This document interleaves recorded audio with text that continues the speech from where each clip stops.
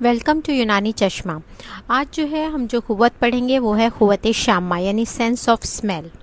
ठीक है, इस क़ुव्वत ये हम क़ुव्वाए ज़ाहिरा पढ़ रहे हैं। हम क़ुव्वाए मुदरिका ज़ाहिरा पढ़ रहे हैं, उसमें से थर्ड क़ुव्वत है। इस क़ुव्वत का काम जो है वो बू का इदराक करना है, पहचानना है बू को, स्मेल को, जो हवाए मस्तनश में शामिल होकर नाक में चढ़ती है।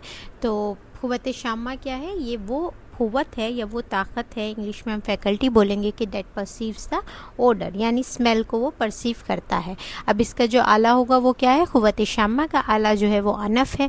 नाक जो है वो दो अफ़ाल के लिए बनाई गई है, एक तो आपके सूंघने के लिए और दूसरे जो है वो आवाज़ साफ़ करने के लिए। जालनूस ने लिखा है कि आलाते नफ़स को अगर बिल तरतीब शुमार किया जाए तो नाक जो है वो सबसे सरे फहरिस्त है। तनफ़ुस, ठीक है, अगर आज़ाए तनफ़ुस यानी सांस लेने वाले जो आज़ा हैं उनको अगर हम लाइन में रखें तो नोज़ जो है वो सबसे फर्स्ट होगी, ये जालनूस ने बोला है। अब जो है तजवीफ़ अल अनफ़ यानी इसकी जो कैविटी है उसमें क्या क्या होता है, तो एज सच इसमें कुछ अलग नहीं बताया है, that is the same he explain किया है कि तजवीफ़ुल अनफ़ नज़ल कैविटी होती है, एक हॉलो स्पेस होता है नाक के अंदर जहाँ से एयर जाती है। फिर ये सेकंड बताया रुतुबात मिखाती यानी म्यूकस मेम्ब्रेन होती है, इन सब खलाओं को एक झिल्ली अस्तर करती है।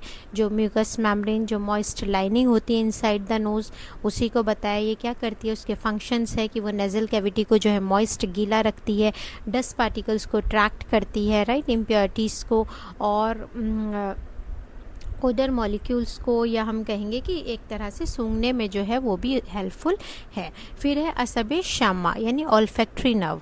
तो नाक की छत अज़्म स्वात के तबक़े, ये भी इसमें भी सेम बात है कि जो नर्व रिस्पॉन्सिबल है for caring the smell sensations up to the brain from the nose, तो उसको बोलते हैं हम असबे शामा।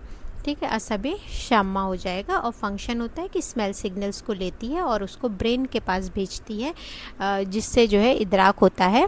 इदराक शहम का आला जो है कौन हो जाएगा? नोज़ हो जाएगा। उसके बाद अगर हम देखें कि स्मेल किस तरह वर्क करती है, वही सेम आएगा कि ऑल्फैक्टरी रिसेप्टर्स, नर्व्स, और जो हम मॉडर्न में पढ़ते हैं, सच कुछ इसमें अलग नहीं है।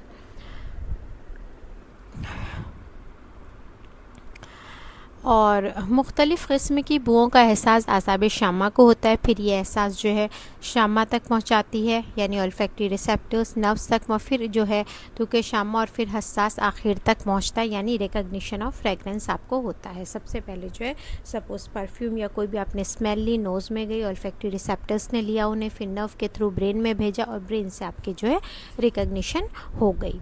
तो फंक्शन ऑफ स्मेल सेम हो जाएगा। अब क़ुव्वत ज़ायक़ा